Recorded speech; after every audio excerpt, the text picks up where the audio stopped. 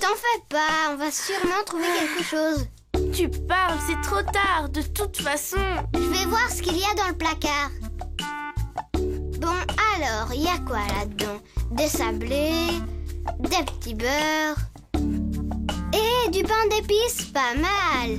Elles aiment pas ça. Bonjour les enfants. Mais qu'est-ce qui t'arrive, Prune? Bonjour Michel. Prune a invité ses copines pour le goûter et elle peut pas faire de gâteau. Et pourquoi donc? Parce que maman dit qu'on n'a pas le temps. Il n'est jamais trop tard pour un taux fait. Un quoi? Un taux fait. C'est un gâteau qui se prépare en peu de temps. Aussitôt dit, aussitôt fait.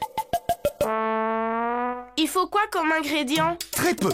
Pour un taux fait, il faut 5 œufs, 125 g de sucre en poudre, 125 g plus une cuillère de farine, un sachet de levure chimique, une cuillère à café d'eau de fleur d'oranger, une cuillère à soupe de beurre, du sucre glace, une pincée de sel et un moule à manquer de 28 cm.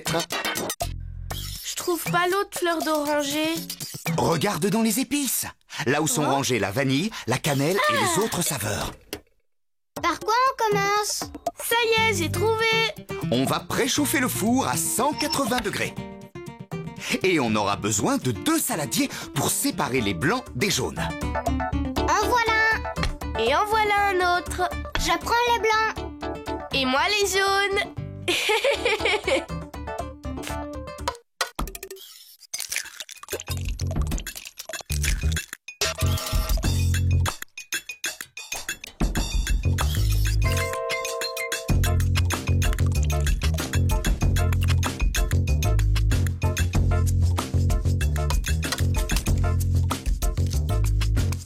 Dans le saladier des jaunes, on ajoute 125 g de sucre en poudre et une cuillère à café d'eau de fleur d'oranger. Ça sent très bon. Je mélange? Si tu veux, avec le fouet électrique, à vitesse moyenne. Ça devient tout blanc. Alors c'est bon, tu peux laver le fouet. Ben, et moi j'ai presque rien fait. Ça vient, pose la passoire fine sur le saladier s'il te plaît. Verse 125 g de farine dedans. Et le sachet de levure chimique. Et tous les deux, avec des cuillères en bois, vous allez tapoter le bord de la passoire pour que la farine et la levure tombent en pluie sur les jaunes. On est les champions du monde du tapotage. Et du tapage. On a fini, Michel. Alors on mélange délicatement. C'est dur. Attends, je t'aide. Au saladier de Bob maintenant. À nous, mes petits blancs d'œufs. On n'oublie pas la pincée de sel, mon grand. C'est fait. Et maintenant, tu peux battre les blancs en neige avec le batteur électrique.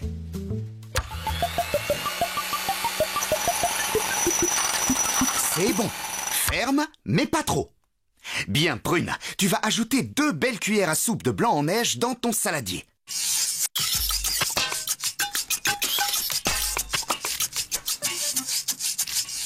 Et tu vas mélanger rapidement pour assouplir la pâte. C'est le secret de la recette.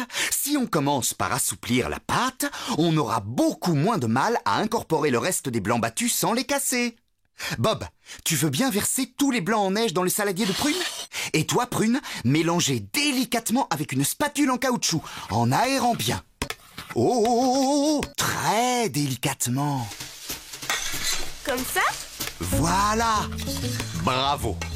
La pâte est prête et les blancs ne sont pas cassés. On a terminé? Oui, presque. Il nous faut le moule à manquer. Merci. On met une cuillère à soupe de beurre ramolli au fond.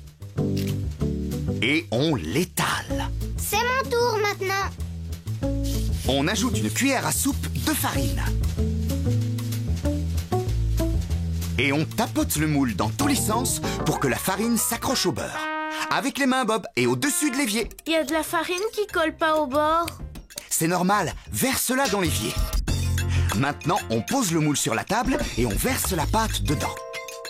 On tapote légèrement le moule pour bien répandre la pâte. Et on l'enfourne à mi-hauteur. Avec les gants. Et on va laisser cuire 45 minutes. C'est super lent. Et si mes copines arrivent? Ne t'inquiète pas, on aura fini à temps. Mais avant, rendez-vous dans un quart d'heure. Il nous faut du papier aluminium. Le voilà! Vous pouvez couper une feuille grande comme le plat. Qu'est-ce qu'on va faire avec? On ouvre le four et en faisant très attention de ne pas se brûler, on va poser la feuille sur le gâteau. Ça sert à quoi? C'est le deuxième secret. C'est pour que le dessus du toffee ne brunisse pas trop. Il est bientôt cuit alors? Dans une demi-heure. Ça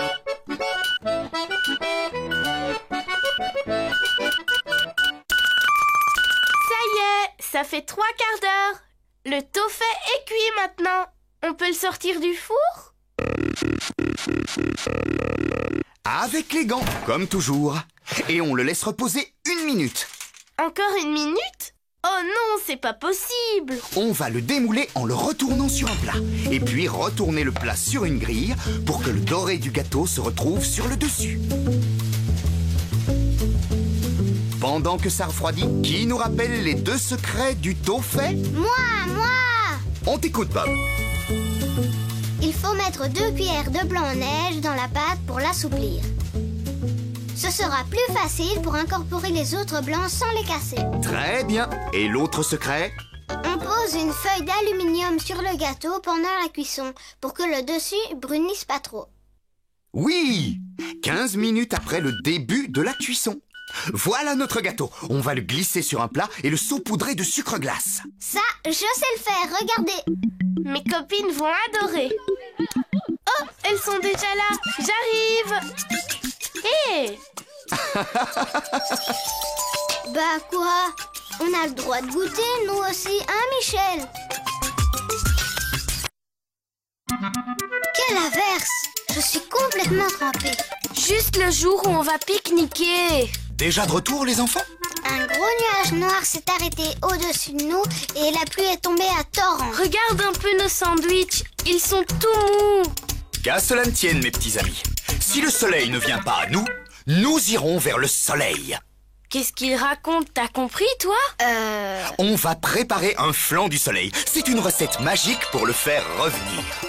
Il nous faut 2 poivrons verts, 6 tomates, 2 gousses d'ail, 1 oignon, 4 œufs, 40 centilitres de lait demi-écrémé, une cuillère à soupe de paprika en poudre, 2 branches de thym, une cuillère à soupe de beurre, de l'huile d'olive, du sel et du poivre. Très bien! Sauf que j'ai pas trouvé le petit mocha. Le paprika! C'est du piment doux en poudre. Tu vas le trouver dans les épices. Il est rouge. Là où j'ai pris le thym tout à l'heure. Ça sent super bon. Ça aussi, ça sent super bon. Tout est là, on peut commencer? On y va. On pose d'abord la grande cocotte sur la cuisinière. Je le fais moi-même. Elle est vraiment très lourde. Puis on allume la plaque sur feu doux. Ensuite, on verse 4 cuillères à soupe d'huile d'olive. Voilà, ça y est, chef. Et après, on fait quoi? Après, on va éplucher l'oignon et les gousses d'ail. Oignon, ail, faites votre choix.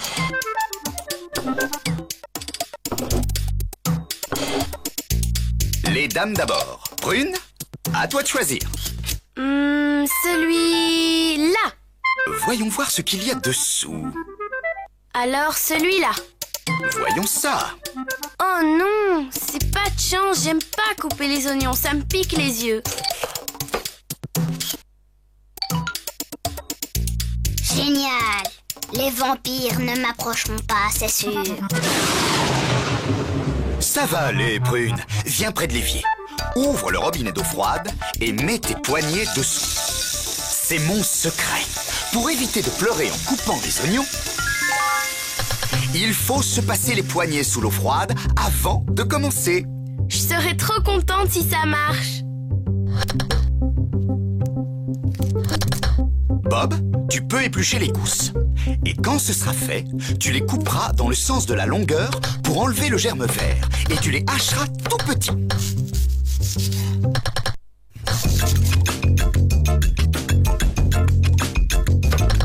Ça marche très très bien. Ah, tu vois, on va s'occuper des poivrons verts. Retirer leurs pédoncules, les couper dans leur longueur et les vider de leurs graines. Et les trancher en fines lamelles. J'ai fini le premier, L'huile est chaude, on va mettre l'oignon, l'ail, les poivrons et par-dessus on effeuille une branche de thym. On mélange le tout avec une cuillère en bois et on laisse cuire à l'étouffée 20 minutes. Qu'est-ce que ça veut dire, à l'étouffer? Quand on couvre la cocotte, la vapeur retombe sur les aliments et ainsi, ils gardent leur saveur naturelle. Pendant ce temps, on remplit une casserole d'eau aux 3/4 et on la met à chauffer. Au maximum. Faut que ça chauffe vite. On va enlever le pédoncule des tomates. Quand l'eau est bouillante, on plonge les tomates dedans. 1 minute, pas plus. Mais elles sont en train de se friter. Alors, on les enlève et on les dépose dans une passoire. J'ai tout prévu, t'as remarqué? Et je parie qu'il faut les passer sous l'eau froide. Hein, Michel? Oui, pour ensuite les peler. Waouh, incroyable, la peau part toute seule. Regarde, maintenant la tomate est toute déshabillée. On fait quoi de sa robe, de sa peau? Ça va à la poubelle. Bien, on va couper les tomates en deux dans le sens de la hauteur et presser chaque demi-tomate au-dessus de l'évier pour éliminer le jus et les pépins. Ça y est, Michel, c'est tout pour les tomates? Non, pas tout à fait. Il faut encore couper chaque moitié en 4. Au bout d'1/4 d'heure de cuisson, on découvre la cocotte, on y ajoute les tomates et on mélange bien. Et on va laisser cuire encore 20 minutes. Mais cette fois, sans le couvercle et en remuant de temps en temps. De temps en temps, comment on le sait, c'est pas marqué sur le minuteur? On va ouvrir le four et remplir la plaque d'eau aux 3/4. Stop! Ça suffit! Oh, On préchauffe le four à 180 degrés, thermostat 6. Ensuite, on casse les 4 œufs entiers dans un saladier.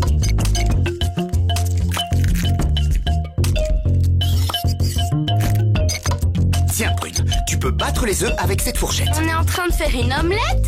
Presque. En fait, on prépare le flan. Maintenant, on ajoute le lait. c'est combien déjà? 40 centilitres. 2 cuillères à café de sel, du poivre et 1 cuillère à soupe de paprika. Puis on bat à nouveau avec la fourchette. Ouais, c'est mon tour.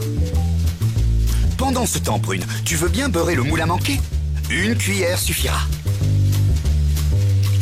Et on va verser le contenu de la cocotte dans le saladier.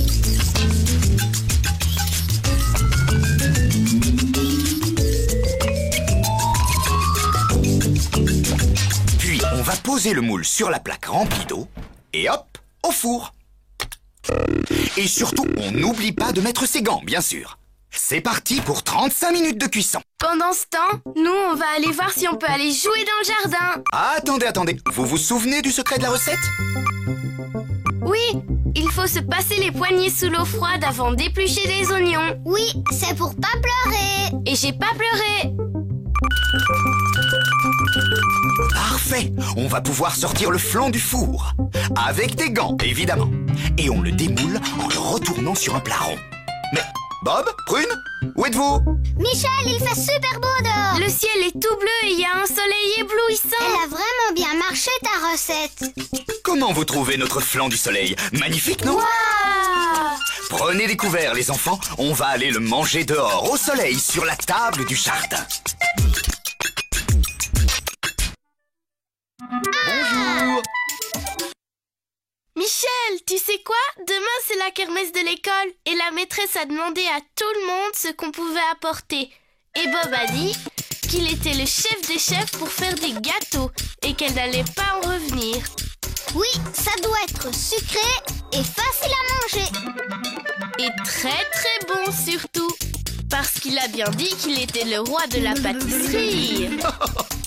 Rien que ça. Michel, tu es mon maître. Je compte sur toi. C'est trop d'honneur que vous m'accordez là, monseigneur Bob. Voyons voir, une tarte au sucre, ça vous dit? Votre grandeur? D'accord. Alors, on y va. Pour faire une tarte au sucre, il nous faut 350 g de farine plus 2 cuillères à soupe, 2 œufs, 10 centilitres de lait, 80 g de beurre, 6 cuillères à soupe de sucre en poudre, de la levure de boulanger, 25 centilitres de crème fraîche épaisse et une pincée de sel. C'est bizarre ce truc, c'est quoi, de la farine? Non, pas du tout. C'est de la levure de boulanger. Ce sont des petits champignons microscopiques qui, au contact de la chaleur, vont libérer du gaz carbonique et permettre à la pâte de gonfler. D'ailleurs, tu veux bien émietter la moitié du cube dans un verre? Comme ça? Oui, c'est parfait. Bob, est-ce que tu peux verser 10 centilitres de lait dans cette casserole? Très bien. On va le faire tiédir à feu doux 30 secondes.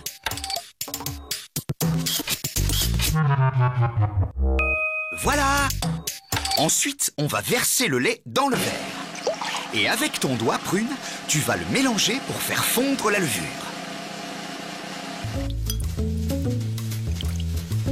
Bob, tu veux bien couper le beurre en morceaux et le mettre dans la casserole? On va le faire fondre doucement. Pendant ce temps, tu vas verser 350 g de farine dans un saladier et faire un puits dans lequel tu vas casser un œuf. C'est presque fait. Et voilà! T'en es où, petit frère? J'ai mis l'œuf dans le puits. Maintenant, il faut ajouter le verre de lait et de levure et ensuite 2 cuillerées à soupe de sucre en poudre. Une pincée de sel et bien mélanger avec une spatule.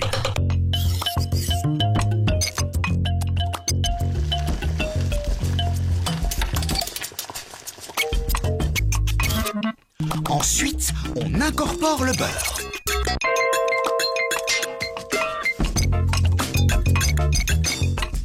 Maintenant, avec tes mains, tu vas former une boule de pâte.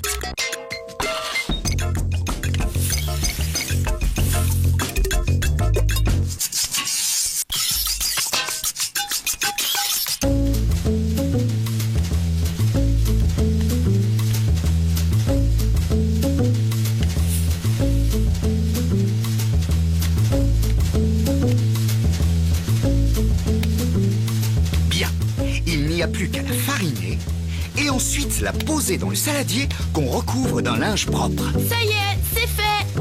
On va laisser reposer la pâte pendant 2 bonnes heures dans un endroit tempéré de la cuisine. Ce moule, ça va? Est-ce que le fond est amovible? Oui, regarde. Bien, dans ce cas, tu peux le beurrer avec un pinceau.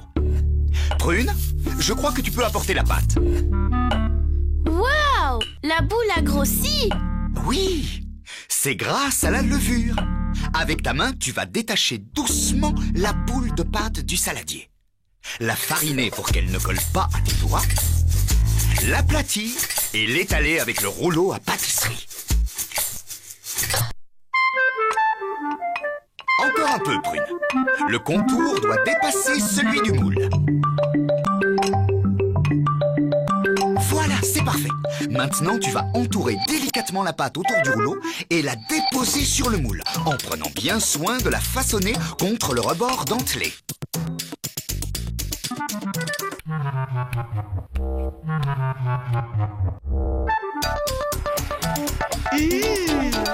Est-ce qu'on ne doit pas préchauffer le four? Oups, j'allais oublier. J'y vais tout de suite. Thermostat 7 ou 210. Ah, tu vois que je suis super fort en pâtisserie. En attendant, le super chef pâtissier va prendre une fourchette et piquer la pâte. Pourquoi faire? C'est ça ton secret? Exactement.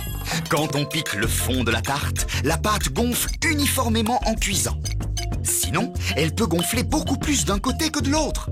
Et ce n'est pas très beau. On passe à la crème, d'accord? Pour commencer, il faut casser un œuf dans un petit saladier. Puis, on ajoute 25 centilitres de crème fraîche épaisse. On bat le tout avec une fourchette et on verse sur la tarte. Je le fais! Il n'y a plus qu'à mettre au four. On va poser le plat au milieu pour que la chaleur se propage bien tout autour. Rendez-vous dans 30 minutes.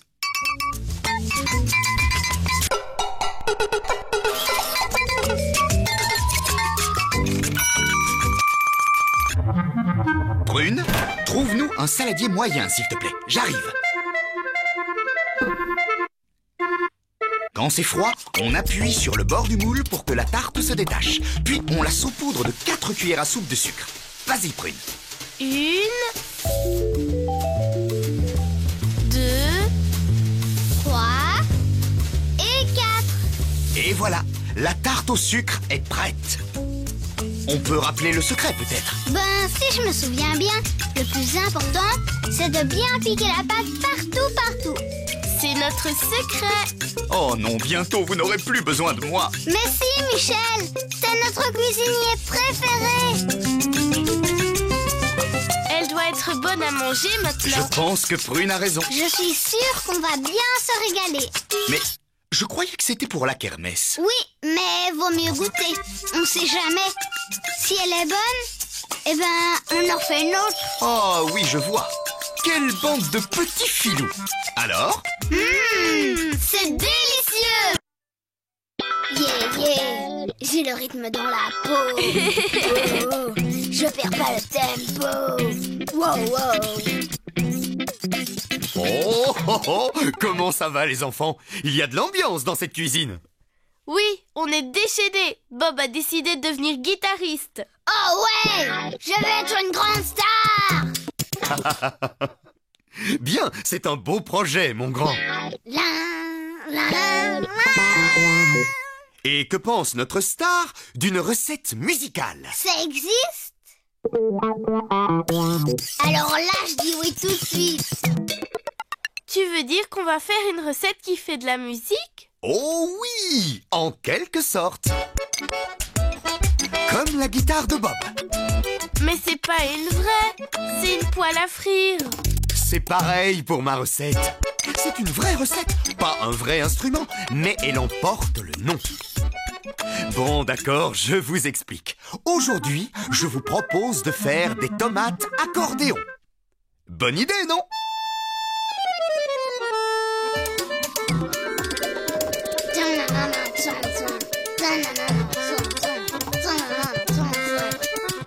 C'était pas de l'accordéon, Bob, c'était de la trompette. Moi, je veux bien. Moi aussi. Parfait, on y va. Pour faire des tomates accordéon, il faut pour 4 personnes 4 belles tomates bien mûres, 2 gros œufs, un citron, 4 olives vertes et 4 noires, 2 cuillères à soupe d'huile de tournesol, 2 cuillères à soupe d'huile d'olive, du gros sel marin, du sel fin et du poivre. Si vous voulez bien, on va commencer par s'occuper des œufs durs. Je sais comment on fait. On fait bouillir de l'eau dans une casserole et on met les œufs dedans pendant 10 minutes. Oui, c'est une solution. Mais tu as dû remarquer que le blanc était souvent trop cuit. Et que la coquille se brisait quand les œufs se cognaient entre eux. Oh oui, c'est vrai.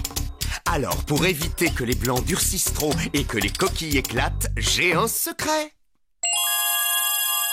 Je pose les œufs dans la casserole et je les couvre d'eau froide.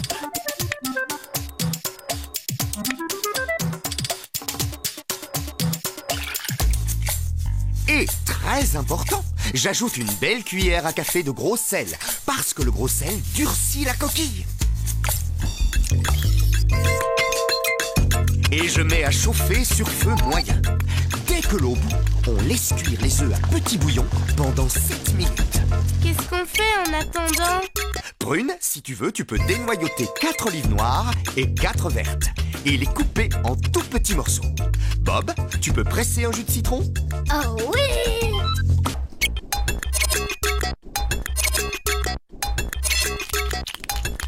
Fini. Qu'est-ce que je peux faire maintenant? On va préparer la citronnette. C'est comme une vinaigrette, mais au citron. Il faut verser le jus de citron dans un saladier, ajouter 6 pincées de sel, bien mélanger avec le fouet à main, et ensuite on verse 2 cuillères à soupe d'huile de tournesol et 2 d'huile d'olive. Et on mélange encore avec le fouet. Super. Ouais. Oh, les œufs sont cuits. Je m'en occupe. Regardez, il faut verser l'eau bouillante dans l'évier. Et laisser couler l'eau froide sur les œufs quelques minutes pour les refroidir. Michel, t'as dit qu'on ferait des tomates accordéon tout à l'heure. Quand est-ce qu'on s'occupe des tomates? Tout de suite. On va soigneusement laver 4 tomates et les essuyer. Je peux les laver? D'accord, et moi je les essuie. Et voilà, de belles tomates. Très bien. Maintenant, avec un couteau, on va enlever le pédoncule et disposer les tomates sur un plat, le côté bombé vers le haut, comme ceci.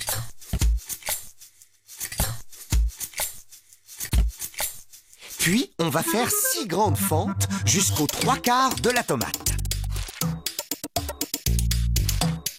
Il est où l'accordéon? Il arrive, il faut aller chercher les œufs avant. Je m'en charge.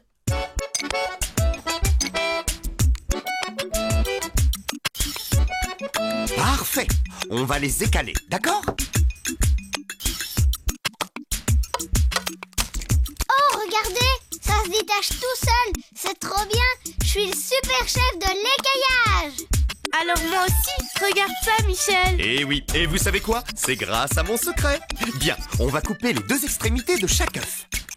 Mangez-les si vous voulez. Juste pour goûter. Maintenant, on va couper les œufs en 2 dans le sens de la longueur. Trancher chaque moitié en 6 lamelles que l'on va glisser dans les fentes de la tomate. Qui veut le faire? Moi.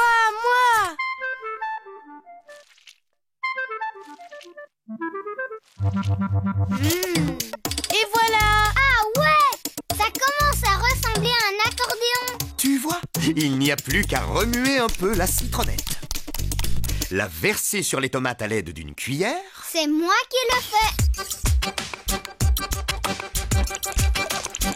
fais. Et décorer avec des olives hachées. Et voilà les enfants, c'est prêt.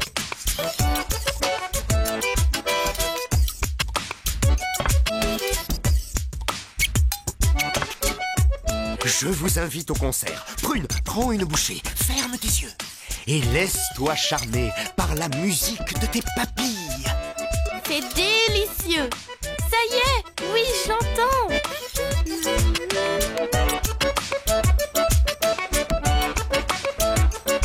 À moi. Ouais, je l'entends aussi.